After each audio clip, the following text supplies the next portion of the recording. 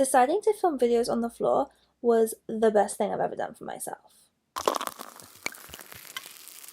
Today I am doing kind of a part 2 of a video that I did over a year ago, where I spoiled a bunch of thrillers for you. It was called something like spoiling popular thrillers so that you don't have to read them. And ever since then I've had loads of comments requesting that I do a part 2. So that's what I'm doing today. I have got 5 thrillers that I'm going to fully spoil for you in this video. I will say, do not necessarily interpret these books being in this video as me recommending that you don't read them. I'm going to go through them in order of like how much I recommend you to read them from least to most, so that you can click off before the end of the video if you actually want to read the really good ones at the end. Some of these books are absolutely fantastic, and I really genuinely think you should stop watching the video before I get to them, and you should go and read the book yourself and discover all the twists and turns.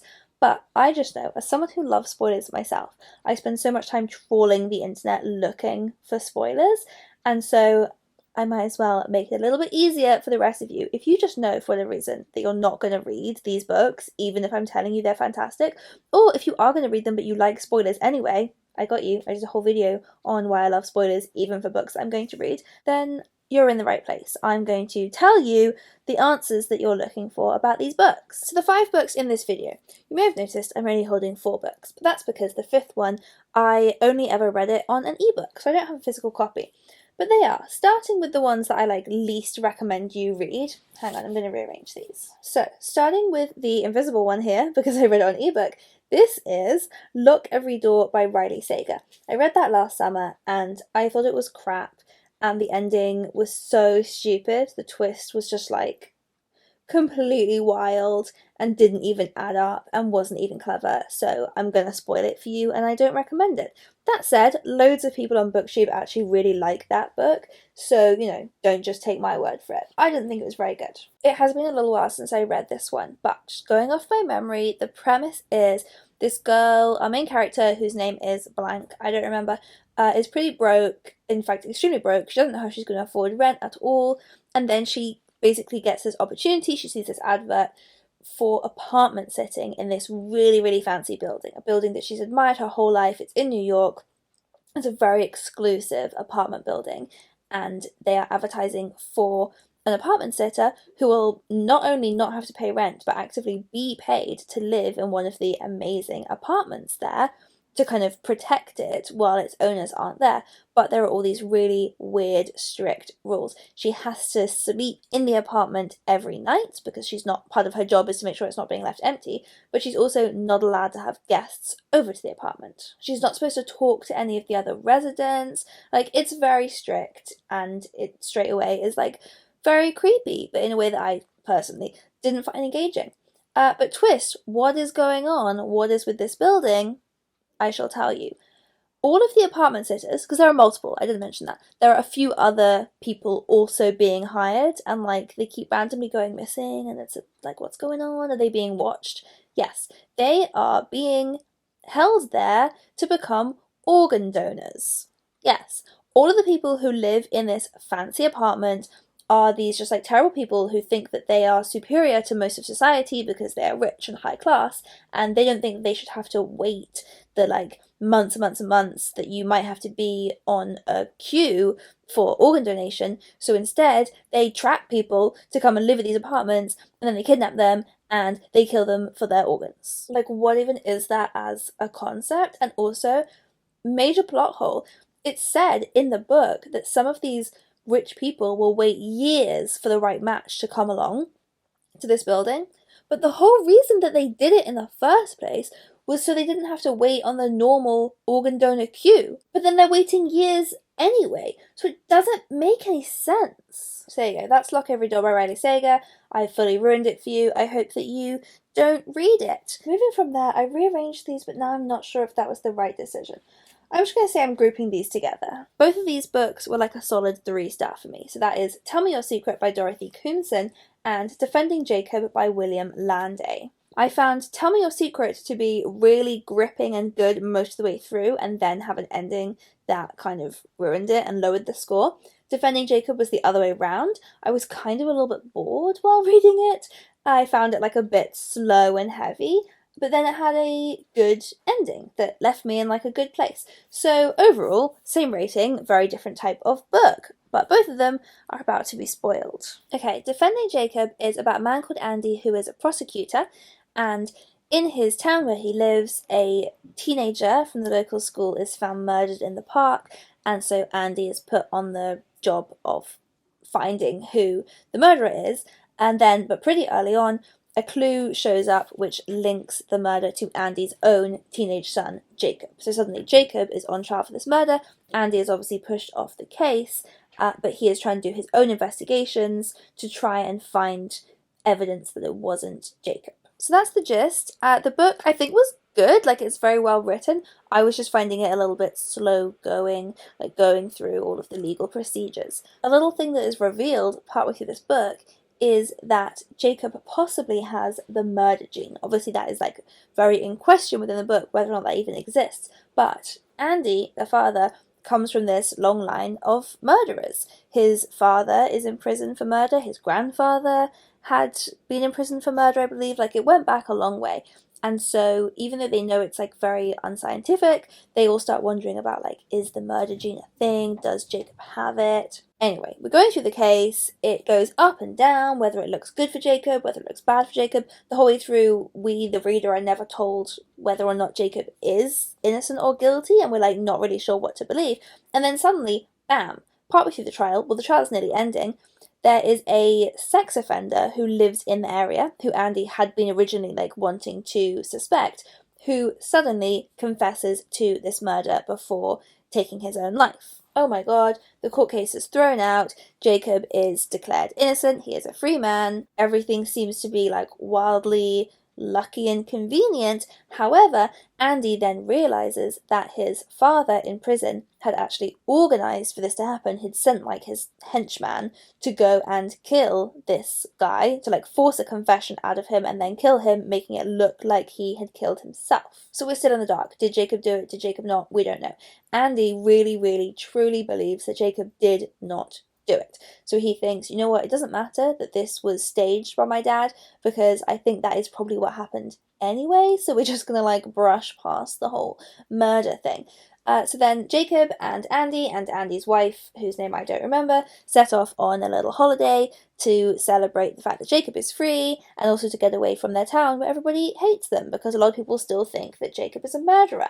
Everything's going well, having a nice holiday. Jacob meets this girl and he's like hanging out with her every day, having a little summer romance, and then she goes missing. So suddenly they're like, oh my god, maybe Jacob does have the murder gene, and then this girl shows up dead. And we still never find out whether or not Jacob did this. He doesn't admit to anything. Andy is super convinced that it's just incredibly bad luck, bad timing. But before we have to find out anything, we discover that the whole way through there have been little flash forwards of Andy on the witness stand for something else, like related to this case, but we don't know exactly what it is. And bam, we find out that he is there to defend his wife, who, after this final straw on the holiday, put herself and Jacob in a car and deliberately crashed it, killing Jacob, intending to kill herself, but she's in fact in hospital, and she's now on trial for the murder of Jacob, because she basically just completely lost her mind because she believed that Jacob was a murderer and she didn't know what to do with that information other than, I guess, kill him. Book ends, we don't really know what to believe. It's okay. It's okay. Tell Me Your Secret by Dorothy Koomson. This I found a really fun thriller while I was reading it. I mean, fun in terms of it being very creepy, and I am a dark, twisted person. So we have two perspectives here, Jodie and Peter.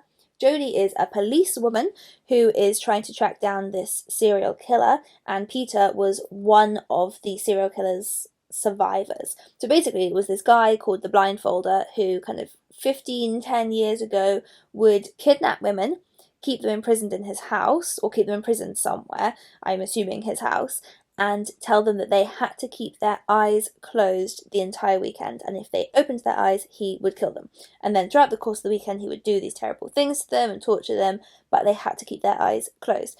If they managed to, then they survived, and then they were set free, and that's what happened to Peter. She survived this weekend, but now, 10-15 years later, he is tracking down his previous survivors and killing them. So Peter is now back in danger, and Jodie, the policewoman, spoiler alert, her sister was also one of his victims. I think maybe his first victim, and she kind of didn't believe her at the time because her sister was a drug addict and she just wasn't quite sure if she could be telling the truth because it sounded so outlandish. So she now has like a personal stake in tracking down this guy. Also, we meet Callie, who is the only white woman amongst his past victims, survivors. So he had a pattern of killing or kidnapping and almost killing black women. Callie shows up and she is the only white woman on this list, and she says that she's been contacted by the serial killer and she wants to tell her story to the press to try and help other women, try and warn other women. So book goes on with the investigation, all very creepy, and then here's what happens at the end. It's a little bit ridiculous. Bam! It turns out that Callie is actually the killer's sister, and she was the mastermind behind the whole operation the whole time. And when we get to this like dramatic ending where they all are being like tied up in Callie's house, she's actually already killed her brother. So he ends up being like not on screen anyway. She killed him off. She was the mastermind behind this whole thing. Her motivation is a little bit tenuous. So basically she has this vendetta against black women because her father left her mother for a black woman, and so she's trying to get her revenge. And her mother, after being left, had not got out of bed or opened her eyes for 48 hours. And Callie had been a child who'd been like wanting her mother's help and support.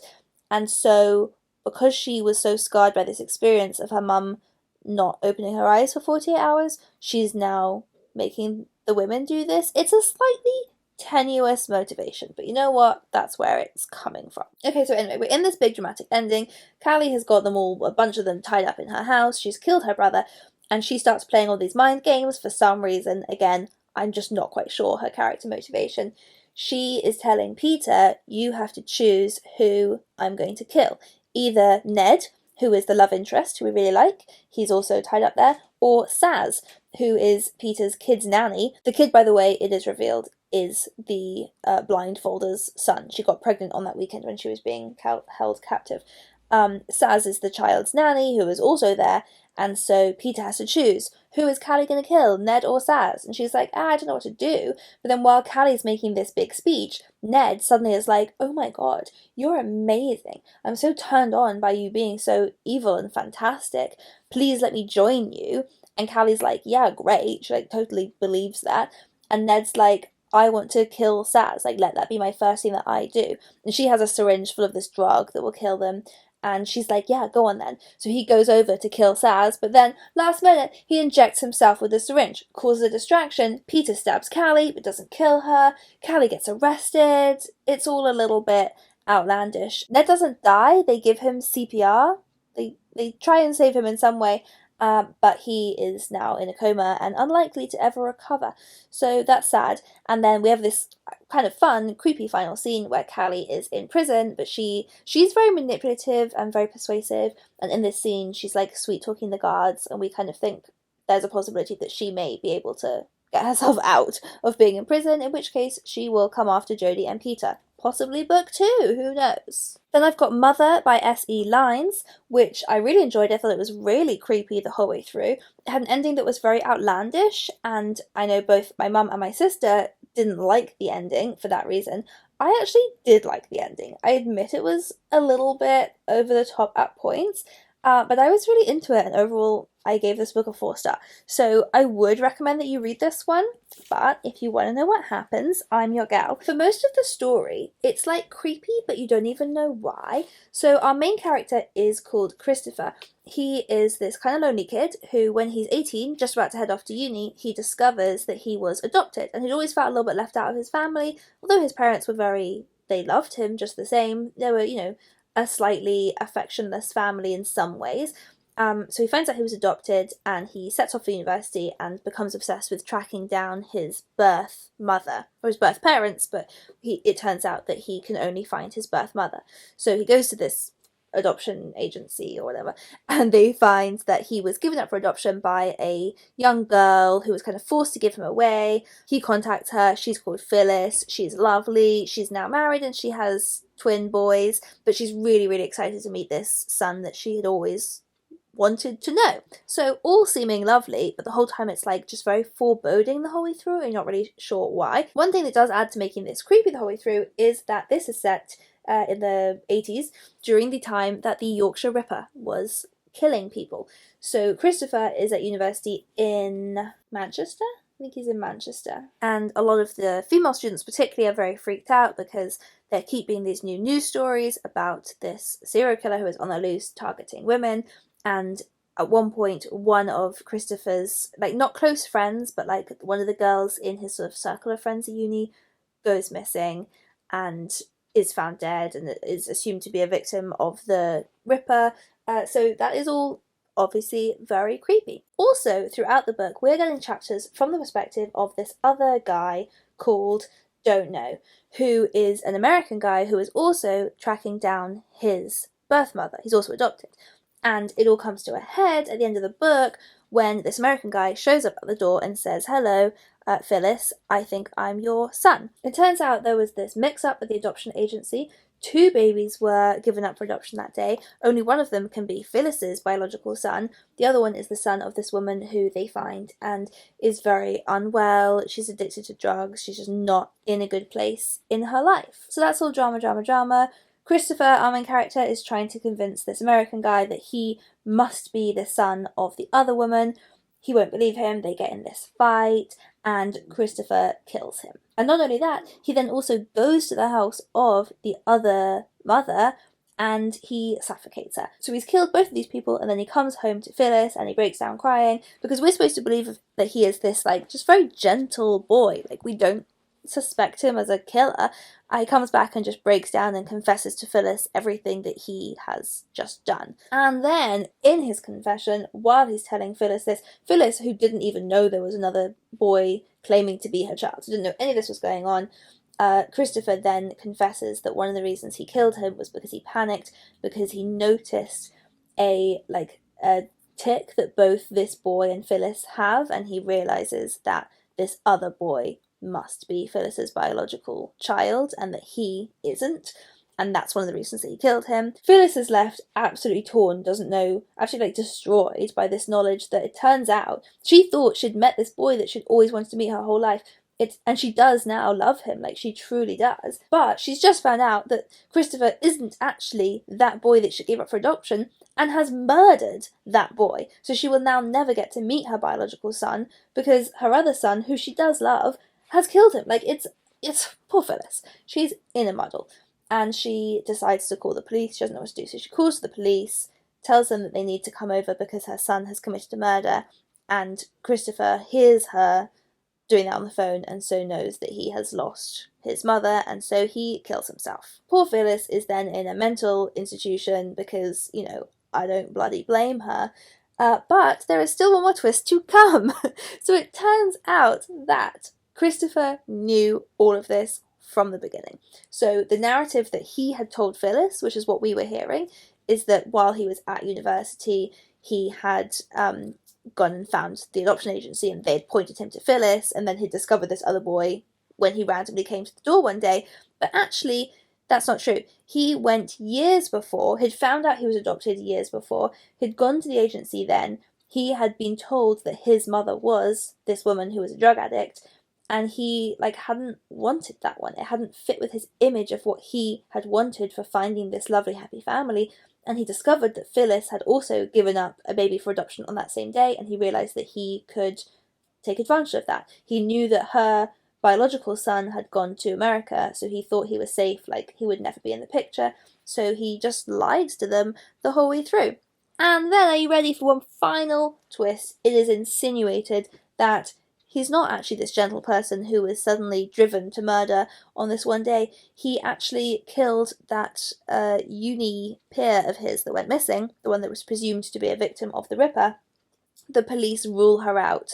The murder wasn't consistent with the Ripper's other victims, and it's just kind of hinted, but never confirmed, that Christopher does not have an alibi for that night, and in fact told a lie that kind of suggests possibly he killed her too. So, what a creep. It's a little bit outlandish, but you know what? it worked and I liked it. And then finally, a book that I really, really, really recommend, 3 Hours by Rosamund Lupton, is one of the best books I've read this year. It is set all over the course of 3 hours and it's about a school shooting. And that was kind of the reason I decided to include it in here, because I have had quite a lot of comments from people saying that like it sounds good, but they just know they couldn't read it. They couldn't bring themselves to read it. And I totally respect that. I also didn't read it for a while because I had to be in like the right headspace to do it. It's very stressful, and if reading about a school shooting is something that you know you don't want to put yourself through, then like fair enough. You know yourself. This is as intense and stressful as you are imagining that it will be. It's also a brilliant, brilliant literary novel. It's more literary fiction than thriller, I would say, and it's making a very powerful statement. So it moves it away from being a tasteless thriller about a very serious issue. It actually becomes like a very meaningful book. But if you don't want to read it, that's fine. I'm going to tell you everything that happens because there are twists and turns aplenty in this book. We're getting in fetal position. We're getting really comfy now. This book is told from a ton of different perspectives. Teachers, parents, students at this school over the course of 3 hours when they are being held hostage by, it turns out, 2 or 3 gunmen. They know there are 2. They think logistically there must be a third, but they haven't seen any evidence of this third person. One of the perspectives is of the mother of a boy, Jamie, who is missing. There are several students that they can't track down. One of them is this boy, Jamie, and we follow his mother, like, getting increasingly desperate. And here comes our first twist, which is the only twist I did manage to guess. Jamie is one of the gunmen. And that whole storyline is so sad because we have to see this mother like being forced to realize that what she interpreted as her teenage boy just being a teenager and kind of withdrawing into himself, she didn't push through and she didn't realize that he was becoming radicalized. And that's where the kind of important message that this book is making comes in. So there's a lot of talk about radicalization by like the parents who are worrying about it, by the teachers. There are 2 Muslim students, they're 2 refugee boys, 2 brothers, whose whole backstory is absolutely horrific, and the parents start to worry about the possibility of radicalization. They are assuming the threat there being from either of these 2 Muslim boys. In fact, it is Jamie who was radicalized by a white supremacist group online, and then the book also talks about how headlines in the Daily Mail and the Sun like add to this perspective, make this so easy for white supremacy to thrive in our society. So it's a really like powerful statement that it's making there. So that's twist number 1, is that Jamie is one of the gunmen. Major twist that happened that I honestly could not believe Rosamund Lupton had even done it to us was basically half of the students are safe in the theatre. The theatre is like the best protected building in the school, and everyone who managed to get into the theatre is the safest. So half of them are in there. The other half are having an absolutely terrifying time because they're in the main school. They are trapped in the library or in various classrooms with the headmaster who had been shot, so they are literally there with this dying man in the room with them. They can hear one of the gunmen walking up and down outside. Like, they are in the absolute midst of terror, whereas the children in the theatre, while still absolutely terrifying, they feel removed from it and they feel very, very safe. And the whole way through the book, they are just trying to find how they can safely get the children from the main school into the theatre. From the theatre, they have like fully boltable fire doors, like they just can be protected. And we get really far through the book thinking like it's just going to be impossible for them to get there.